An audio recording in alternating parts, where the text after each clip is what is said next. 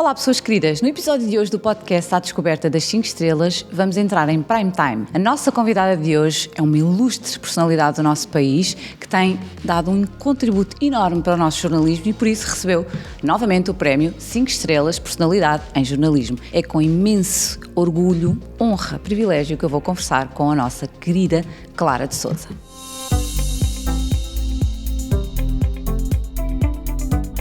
E no episódio de hoje já tenho comigo em estúdio do podcast À Descoberta das 5 Estrelas a incrível Clara de Sousa. Olá, obrigado, Clara. Sofia. Muito obrigada por estar connosco. Obrigado pelo convite. Pelo tempo que disponibilizou antes mesmo de iniciar a conversa. Pessoas que já aqui estão, aproveitem, estão aqui a assistir, subscrevam o canal, partilhem com os vossos amigos, colegas. Vamos fazer aqui algumas perguntas à Clara, que aposto algumas coisas que vocês acham que sabem, ainda não sabem. Deixem comentários, sugestões e ativem as vossas notificações para receberem tudo em primeira mão. Quando terminar este episódio, aproveitem para ver tudo o que temos gravado. Temos conteúdos incríveis, porque só trazemos aqui convidados incríveis. Porquê? Porque são personalidades 5 estrelas.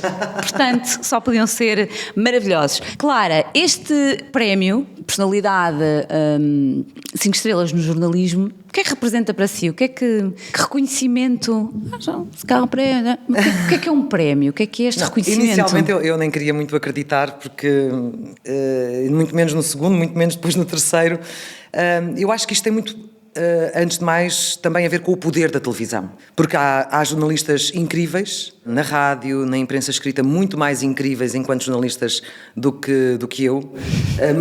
Mas é verdade. São pessoas incríveis, com carreiras maravilhosas, com um trabalho dedicado ao jornalismo e à comunidade incrível. Mas eu acho que o poder da televisão acaba por contar muito junto do público. Uhum. Apesar da televisão estar em queda, por assim dizer, e as pessoas hoje em dia já verem menos televisão, continua ainda assim a ter um poder muito grande. E eu acho que tem muito a ver com isso. Agora, escolherem de entre aqueles que lhes tocam mais e que veem mais, isso obviamente é uma grande honra também. Eu acabo sempre por receber isto com uma grande humildade, porque acho sempre que é uma coisa temporária, não é? Que vai acabar rapidamente e, portanto, faço assim um processo de uma grande felicidade naquele momento, mas penso sempre, pronto, para o ano será outra pessoa, porque isto já está quase no final. E um prémio é isso, para mim é quase como o esforço que eu faria na mesma, quer dizer, eu acho que toda a gente diz isso, quem recebe prémios, o esforço está lá, a dedicação está lá, é algo que é interior, é um processo interior. Eu sou uma pessoa de trabalho, eu tive uma cultura de trabalho, às vezes até um bocadinho excessivo, e muitas vezes eu penso, a minha mãe dedicou a vida dela ao trabalho e morreu muito jovem e não conheceu o mundo, não é? E foi uma cultura muito, muito enraizada. E eu tenho muito dela, mas de vez em quando tento cortar e lembrar, não, também tens de viver um pouco mais para lá do trabalho, e aí acrescento mais trabalho com o meu site, mas são coisas que me dão outro tipo de prazer. Mas também viajar, estar mais tempo com a família, e tento organizar-me o melhor possível para isso.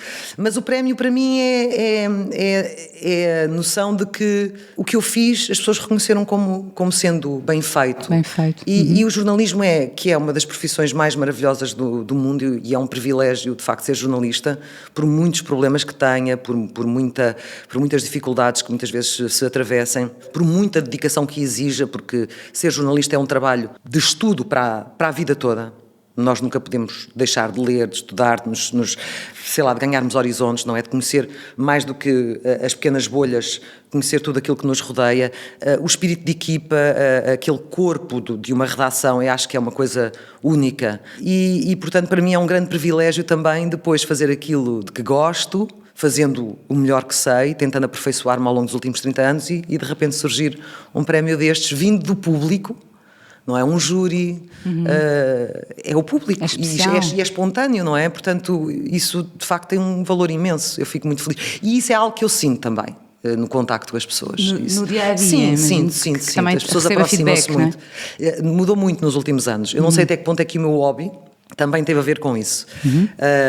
Um dos, mas também pode ter a ver com isso, porque há uns anos as pessoas não se aproximavam muito de nós.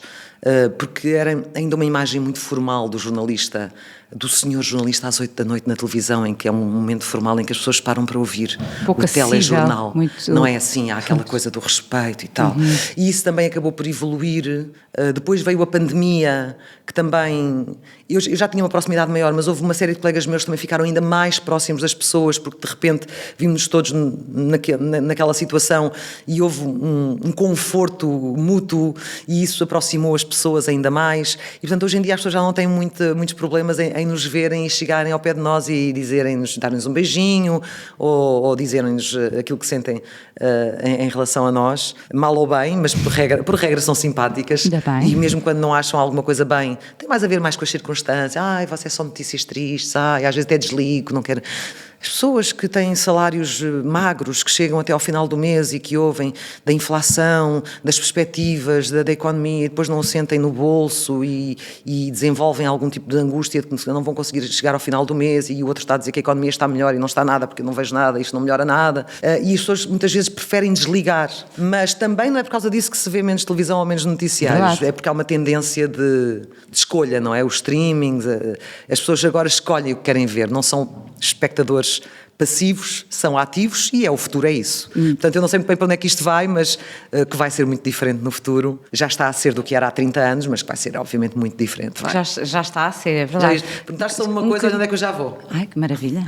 Já fui à Lua e já voltei. Sigamos. Eu agora vou sair um bocadinho da televisão, aliás, levá-la a recuar aqui um bocadinho no tempo, porque tenho nas minhas notas que a Clara começou na rádio. Na rádio, sim, portanto, em 1986, tinha 18 anos, sim. Desde essa altura, e depois veio para a televisão, em 91, dizem as minhas notas? Em 93. Em 91 fiz um programa, o É Desporto. Não foi propriamente... Foi exibido na RTP, mas eu estava numa produtora. E por lá tinham passado o Pedro Mourinho, também tinha feito o É Desporto. E eu fiz a segunda temporada, e na altura estava na rádio...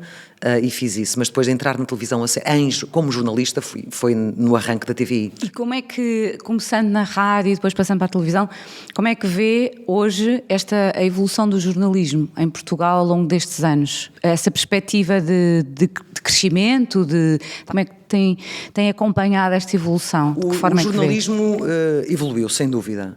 Em algumas coisas bem, noutras menos bem. O que eu sinto hoje, mas pronto, eu acho que isto acaba por ser um bocadinho natural, sendo uma sénior da redação, temos pessoas muito, muito jovens que vêm das universidades e que chegam a uma redação e aquilo de facto é um choque. A prática, ninguém na verdade as prepara para a prática daquela maneira e para a pressão, porque há pessoas que até podem com o tempo fazer as coisas muito bem, mas quando dizem que tens de fazer uma coisa em 15 minutos ou que tens 10 minutos para acabar, é muito... Portanto, a gestão da pressão na prática é de facto aquilo que depois lhes cria camadas, como a cebola, não é? Para as tornar mais fortes, para irem ganhando consistência, mas isso é uma coisa que acontece com os anos. Eu, pessoalmente, quando entrei havia pessoas mais velhas, portanto eu já passei por esse processo, mais exposta na altura, porque fui logo atirada aos bichos, por assim dizer. Hoje o que eu sinto é que há menos pessoas mais velhas, pelo menos nas relações que eu conheço, nem todas, alguns já saíram, outros desistiram porque se desiludiram não tanto com a profissão, mas com as circunstâncias muitas vezes das empresas onde estão a desempenhar a sua profissão e quiseram ir ter outras experiências ou ganhar melhor. Umas foram para gabinetes de comunicação, outras foram fazer outras coisas completamente diferentes e portanto eu às vezes gostava de ter mais memória nas redações. E muitas dessas pessoas que eram referências minhas acabaram por sair.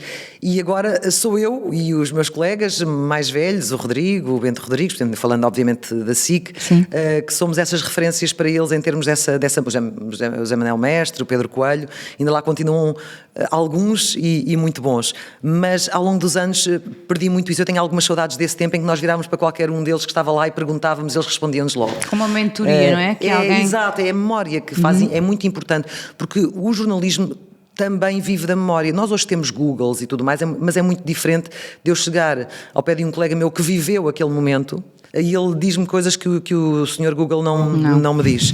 E então, hoje as redações têm, obviamente, gente muito jovem que agora precisam de mais tempo também para construir essa memória, para se tornarem mais fortes. Agora, o jornalismo tem sido alvo de muitos ataques, não é? E alvo de uma campanha de... Nós vivemos da confiança das pessoas e nós fazemos o nosso trabalho com o máximo de independência que nos é possível e exigível, sem bias nenhum para qualquer dos lados, mas mesmo assim, às vezes há campanhas, nomeadamente nessa trend nova da desinformação, que olham e dizem, não, porque os mainstreams, eles querem formatar-vos a cabeça como um Big Brother que está aí, que está a controlar-vos e tudo mais, e nós temos obviamente de combater isso. Hoje em dia temos um esforço maior para que as pessoas percebam que não é assim, porque antes as pessoas aceitavam-nos naturalmente. Não é? Eu quando via o Joaquim Furtado a fazer o telejornal, eu acreditava em cada palavra, em cada vírgula daquilo que ele dizia. Incrível. E não questionava. Verdade, questionava. Não é? São os factos. Pronto, e depois há pessoas que são referências. Certo. Mesmo hoje em dia, há pessoas que ainda continuam a ser referências. E, portanto, eu acho que o jornalismo, obviamente, evoluiu e não poderia ser o mesmo jornalismo que nós, em termos agora práticos de desempenho de profissão, nós fazíamos há 30 anos. Antes disso eu não sei porque eu não era jornalista, mas a forma como nós comunicamos, a forma como nós editamos as nossas reportagens, a própria forma como nós tornamos coisas chatas em coisas interessantes, mesmo na política, a abordagem, isso depende do jornalista, da capacidade de criatividade do jornalista. E eu tenho com pena visto alguns deles a sair, porque eram de facto pessoas que faziam a diferença e não apenas um jornalista quase sem desprimor para os jornalistas de agência, porque eles fazem o relato quase de forma mais fria. Um jornalista de televisão, um jornalista de rádio, depois tem que colocar muito de si em cima também, disso, não é? Ou as palavras certas, ou criar o interesse, ou prender a atenção da pessoa, ou tornar uma situação engraçada só para, olha que giro como ela fez isto, olha, diferente, não é? Então não ser muito quadrado. O jornalismo há muitos mais anos era um bocadinho mais quadrado. Mas eu também acho uma coisa que é, depois as mulheres entraram em campo e a coisa até nesse aspecto também melhorou um bocadinho mais, em termos de criatividade. Não, é verdade, é verdade. As mulheres, não é? As mulheres transportaram também uma coisa muito boa, porque o jornalismo era uma profissão de homens. Certo. De homens. Hoje em dia, basicamente, são só mulheres quase, restam poucos homens.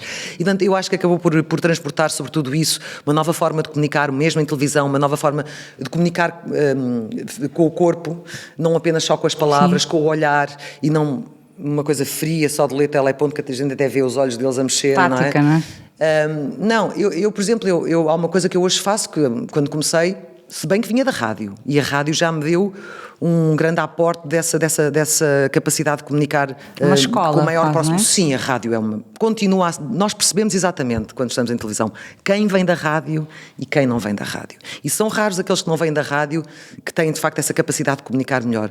Mas a rádio dá-nos uma capacidade de improviso, uma à vontade, que se nós começarmos só ali, precisamos de muito tempo para aprender. Portanto, primeiro rádio. Primeiro rádio. Televisão. Não, primeiro rádio. Boa. Até pode ser primeiro imprensa, depois rádio. Certo. Mas eu acho que para televisão, não é que não faz. Há muitas pessoas, muitos jornalistas que estão na televisão e nunca fizeram rádio. Mas quando se vem da rádio, são anos que se ganham em termos de desenvolvimento pessoal e comunicacional. Muito interessante. Tenho tantas perguntas para fazer, meu Deus, aproveito. Pessoas já que aqui estão a ouvir. Tenho a certeza que há pessoas que se vão inspirar muito neste episódio e já aproveitem, subscrevam, ativem notificações e deixem o vosso amor por nós, vossos likes, comentários e sugestões. Falámos aqui um bocadinho na evolução do jornalismo. Como é que a Clara, qual é a sua percepção em relação às redes sociais? De que forma é que, na sua opinião, alteraram ou não o jornalismo? Como é que... Porque já falou aqui também, referiu bem o cenário das notícias falsas, enfim, aquilo que tem vindo a ser. Que é um desafio para nós, sim. Que é um desafio. As redes sociais tiveram este impacto, trouxeram... Claro. As redes sociais têm uma perversidade atroz, que é o algoritmo faz com que as pessoas começam a pesquisar nos seus interesses, não é? E de repente tudo o que lhes aparece tem tudo a ver com o domínio dos seus interesses, e as pessoas de repente não percebem que estão numa pequena bolha de interesses. Isso acontece nomeadamente com situações de políticas mais extremadas e tudo mais. e na verdade aquilo é uma pequena bolha de interesses fictícia, que lhes faz sentir que a maior parte das pessoas no mundo pensam como elas, e não pensam. E isso tem tudo a ver com o algoritmo. E é um bocadinho assustador. Aliás, nós estamos habituados a fazer uma pesquisa para um carro e de repente todas as coisas que nos começam a aparecer é assim, olha como é que ele descobriu que eu estava, olha, imensa gente à procura de um carro no planeta. Sim, de facto está, mas ela só está ali porque ela própria fez isso. E com política isso é usado também de forma perversa quando, aliás, o exemplo do que aconteceu com o antigo presidente norte-americano, estás a ver, agora estou com uma branca, ai que parvoíce, com o Donald Trump, também teve muito a ver com essa agregação de interesses e de falsidades que se espalhou de uma maneira que de facto condicionou muito o eleitorado. Agora, o que as redes acabam por trazer hoje em dia, elas têm duas vertentes. Tem essa parte que é negativa, que influencia negativamente muitos jovens, olha, nomeadamente, muita da saúde mental, dos problemas de saúde mental hoje dos jovens tem a ver com aqueles ideais de beleza que são todos fictícios, são perversos, não tem nada a ver com aquilo. E depois tem outra coisa boa, que é o que se transmite de mal também se pode transmitir de bom. Aproveitar essa proximidade que as pessoas têm com as redes. Eu tenho redes que uso de forma funcional só para a parte da cozinha e faço muito pouco, a nível pessoal faço muito pouco, e o meu cão agora também tem uma coisinha só para eu brincar um bocadinho, porque pronto, como ele é lindo, eu gosto de mostrar que ele é lindo. Ai, basicamente. Mas é só uma coisinha de nada, é uma brincadeira. Mas as redes podem ser utilizadas também para o que é bom. E hoje em dia, qualquer órgão de comunicação social não pode estar fora da internet, mas sobretudo das redes, não pode estar fora. E hoje em dia nós temos televisões em todo o mundo a utilizar as redes de forma muito inteligente, a utilizar os TikToks, a utilizar os Instagrams, a utilizar tudo isso, os Facebooks, tudo, mas de forma mais dinâmica, mais inteligente, mais criativa, e não apenas aquela coisa posta, não sei o quê, não, estão a fazer coisas muito giras. Ainda ontem eu estava num jantar de colegas e estávamos a falar precisamente de como também nas nossas redes, que já têm muitos seguidores, mas também podem melhorar, e também estamos sempre a pensar como é que se pode melhorar. Portanto, as redes também têm essa vertente boa, que é transmitir conhecimento, ou seja, na programação, seja da informação, e, portanto isso pode ser utilizado. O problema das redes é quando quem está na rede para condicionar o pensamento dos outros de forma perversa, e isso de facto é muito perigoso, e aí entra o jornalismo muitas vezes ou os polígrafos ou outros que façam fact-check para desmontar a mentira, e quanto mais, e nós acabamos por ter que fazer isso constantemente e reforçar a confiança das pessoas em nós, nos jornalistas, nos que têm por função transmitir as notícias às pessoas, que elas ganhem confiança em nós, porque nós somos as pessoas mais indicadas para o fazer, e não acharem, não, estes estão todos comprados. Porquê? Porque entretanto as redes já lhes estiveram a contaminar completamente o cérebro, e isto é muito complicado, não é? Isto é muito complicado de fazer, e portanto por isso é que eu digo, fazer sempre o melhor trabalho, porque a confiança das pessoas conquista-se, e depois se perder é muito difícil de recuperar. E deixa-me dizer-te mais uma coisa, é que nós vivemos numa democracia que foi conquistada, como nós sabemos, com uma revolução nos anos 70. E há muitas pessoas que estão hoje vivas que ainda viveram em ditadura, outras não. Pensam que a democracia é um Estado, é permanente, não há forma de voltar atrás. E o jornalismo é um dos pilares do Estado democrático, e portanto é preciso que ele se mantenha vivo, que as pessoas, que os jornalistas, que são também esse pilar, essa garantia, continuem a apostar num bom trabalho, porque também há, como em todas as profissões, quem faça melhor e quem faça pior, e a parte não pode contaminar o todo, e para o público ter essa noção é muito importante, porque ninguém quer voltar ao tempo em que controlavam tudo o que a nossa liberdade enquanto jornalistas, e o tempo do lápis azul, porque muitos dos jovens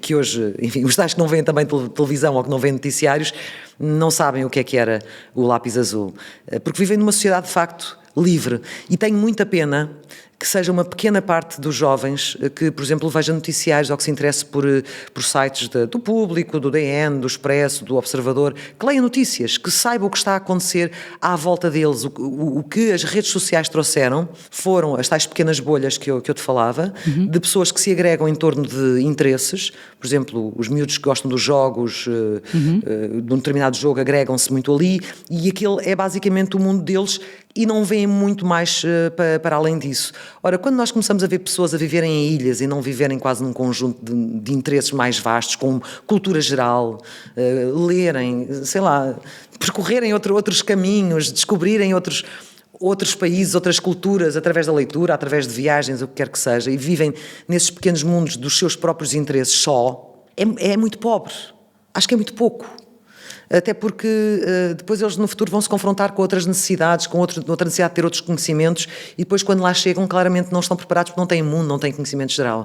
E isso preocupa-me bastante. E preocupa-me estes interesses dos jovens, pelas notícias, pela política, na verdade, também por culpa dos políticos, muitas vezes também por culpa dos jornalistas, por culpa dos políticos, é verdade, mas eles enquanto jovens, se calhar, o que eu gostaria era que fossem mais combativos a nível cívico, há alguns, mas não são a maioria, para preservar de facto essa democracia que lhes permite toda a liberdade que têm hoje. E porque no futuro eles também serão adultos, que votem, que participem nessa democracia, vão ser adultos, vão ter filhos e querem certamente uma sociedade melhor, com quem os governe de forma melhor, e portanto este desinteresse a mim causa-me muita confusão. A acrescentar a tudo isto, temos um grave problema depois noutras camadas de iliteracia mediática, as tais pessoas ficam mais permeáveis à informação falsa. Eu tenho, por exemplo, um exemplo muito, muito simples no meu site de cozinha, que é, todos os dias no Facebook é publicado uma receita que tem lá, obviamente, uma fotografia, não sei o quê, basta carregar aquilo, é o link que vai direto para o site. Pois é recorrente a quantidade de pessoas que dizem, não vejo a receita, não encontro a receita, onde é que está a receita, mandem-me a receita, e não são capazes de ir lá clicar para ir dar a receita. Portanto, estão à espera que tudo lhes venha ter a elas, tudo lhes caia no colo e não têm uma atitude proativa. Ou então, é como se não tivessem tempo. Então, se têm interesse em carregar, mesmo aquelas que carregam, eu depois tenho a receita no final. Até lá vou falando um bocadinho, dando um enquadramento, pondo umas fotografias, não sei o quê. As pessoas chegam ao meio e desistem. Então, mas havia interesse, não havia interesse? Depois não encontram, porque não procuram, porque desistem muito depressa. E isso também é uma coisa que é bastante emblemática. Mas a literacia mediática é fundamental. Eu acho que tem que ser algo fundamental ao nível dos currículos escolares desde muito cedo, porque tem todos os pais, têm o discernimento para dizer aos filhos, viste uma notícia, olha, morreu a Shakira. Olha, vê lá nos jornais de referência. O Público diz que morreu a Shakira, o Expresso diz que morreu a Shakira. Engraçado. Não é? Não dizem, então esquece, não morreu a Shakira. E isto é importante também que eles depois pesquisem, quer queiram, quer não, muitos que não querem que sejam, nos locais de referência. Exatamente. E esses são aqueles que lhes dão a garantia de que aquilo aconteceu ou não aconteceu. Não quer dizer que esteja lá tudo, obviamente, porque nós também falhamos, mas certamente em situações, por exemplo, dessas, é de certeza, vais a um jornal de referência e vês se isso é verdade ou não é verdade. Eu estou a ouvir a Clara e a pensar quantas vezes já disse ao Martim exatamente isso. Que o Martim vem, vocês sabem que aconteceu... Por exemplo, tens a certeza? Filho, tens a certeza? Onde é que viste isso? Onde é que viste isso? Onde é que leste? No canal... Vai ver um jornal, vai ver. Exato. E isso é muito importante. E essa literacia mediática também é importante, começa a ser dada, seja naqueles cursos que há para a terceira idade, porque sim, os mais velhos estão muito permeáveis a isso, verdade, não é? Porque estão muito sozinhos muitas vezes, estão muito fechados naquilo. E mesmo nos mais jovens, desde tenra idade, para lhes dar as ferramentas para eles pesquisarem e até para lhes despertar o interesse para verem um bocadinho mais além e não ficarem tão reféns, porque na verdade o que eu acho é que estamos a criar uma refém das redes, para o bem muito, e para o mal. Muito. Portanto, as pessoas têm que sair um bocadinho também. E há muitas pessoas que estão a fazer aquela cura, cortam durante uns tempos. E algumas não vão, detox, depois não voltam, muitas delas. Algumas não voltam, algumas não verdade. Voltam. E dizem que são mais felizes. E dizem que são mais felizes, não é? Sem aquela pressão de ter que fazer. Como é que algo que nos pode acrescentar tanto valor, mas lá está, passa pelas nossas, não é? Se torna tóxico. Ao ponto de nos queremos afastar. Eu já senti isso algumas vezes, é verdade. São aquelas imposições, não podes engordar 2 quilos, estás gorda. Podes dizer isto. Tens a cara torta, tens de fazer uma harmonização facial. E quando vem com isto, eu olho assim, como? O quê? Estás a falar de quê? Quem disse isso? Ridículo, o que é isso? Ridículo. Ridículo, e tínhamos aqui agora tema. pegámos aqui um bocadinho nos outros, para além da Clara, jornalista que conhecemos, sabemos que a Clara tem outros gostos, nomeadamente É da cozinha, a sim. cozinha e o bricolagem. E bricolagem que eu não tenho tido assim grande tempo para fazer, porque a cozinha acaba por ocupar bastante tempo. E a cozinha, porquê? Como é que veio ou de onde veio? Alguma inspiração, uma referência? Não, eu sempre cozinhei desde muito cedo. Eu comecei a cozinhar com 9 anos para a família, a fazer o jantar para a família. Porque a minha mãe trabalhava até muito tarde e saía muito cedo, chegava muito tarde. E a minha mãe também era cozinheira.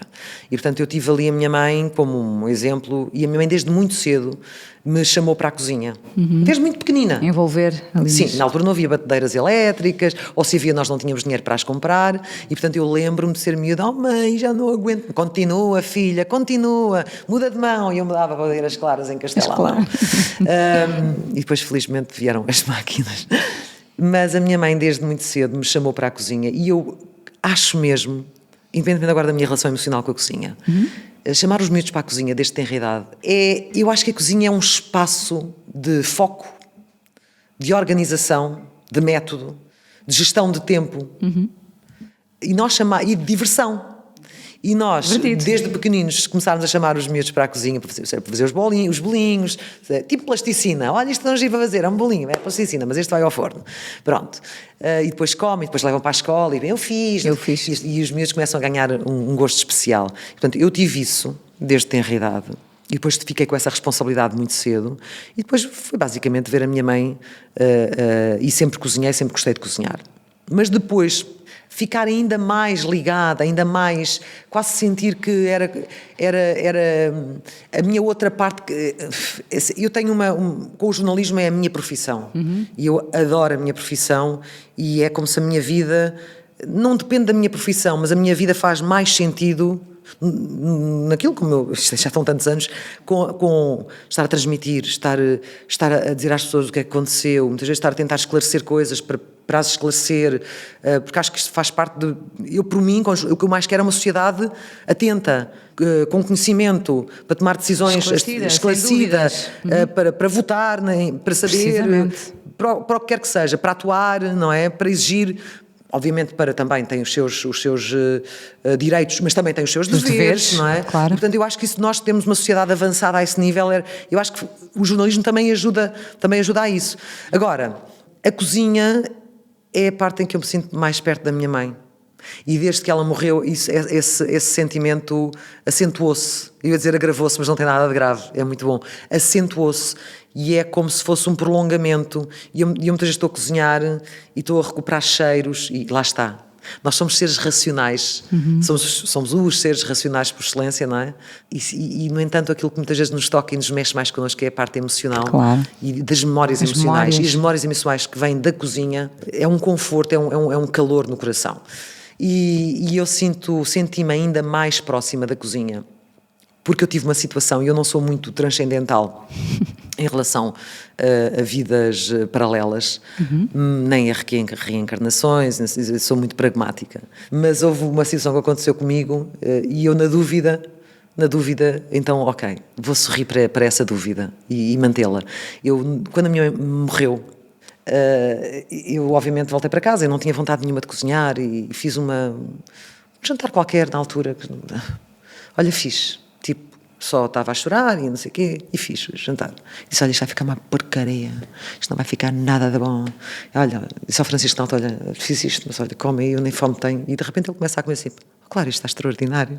E disse, como? Não, está mesmo muito bom.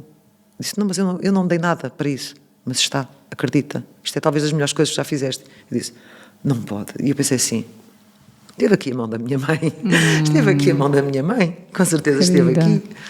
E pronto, e lá está. E eu desde dessa altura senti, cada vez que cozinhava, que estava com a mão dela ao pé de mim.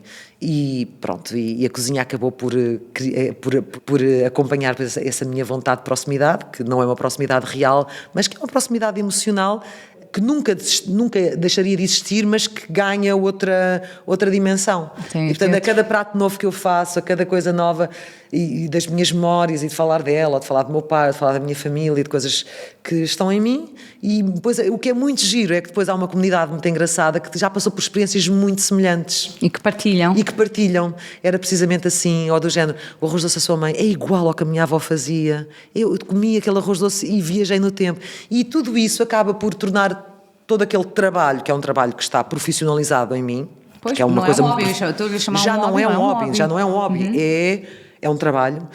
Acaba por compensar todas as noites menos dormidas, ou todos os cortes e queimaduras com as coisas que eu faço, ou todas as chatices às vezes que eu tenho de me chatear. Isto aqui não resultou, que chatice, lá vou fazer outra coisa qualquer, ou vou improvisar melhor. Ou seja, tudo isso acaba por compensar, porque depois há ali uma empatia e uma proximidade que também a cozinha traz. No fundo, quando estamos com amigos, não é? Estamos mais leves, estamos mais felizes. Mais próximos. Mais próximos, e a cozinha traz muito isso.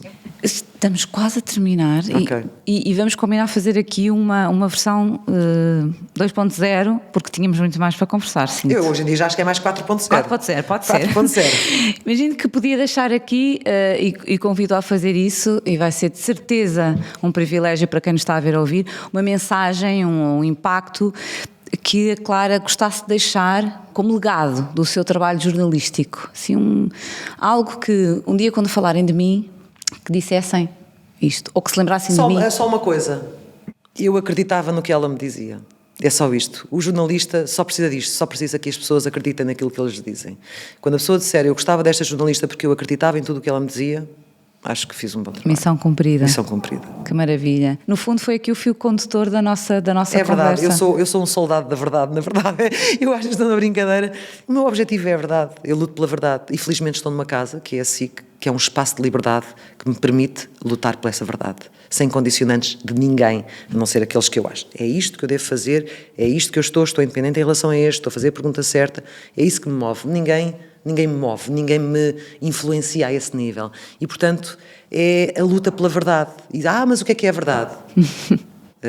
Podemos começar aí, então, todo um grande debate sobre o que é a verdade.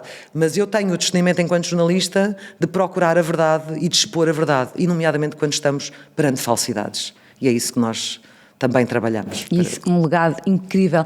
Clara, muito obrigada pela sua generosidade. Obrigada. Pela maravilha de conhecermos a Clara para além daquilo que vemos. Sim, para quem vê, pessoas jovens, toca a ver os telejornais, as notícias, vão à procura, informem-se, procuram. Onde é que ouviram isto? X pessoa, vão ao jornal, vejam telejornais, fiquem connosco, partilhem este episódio.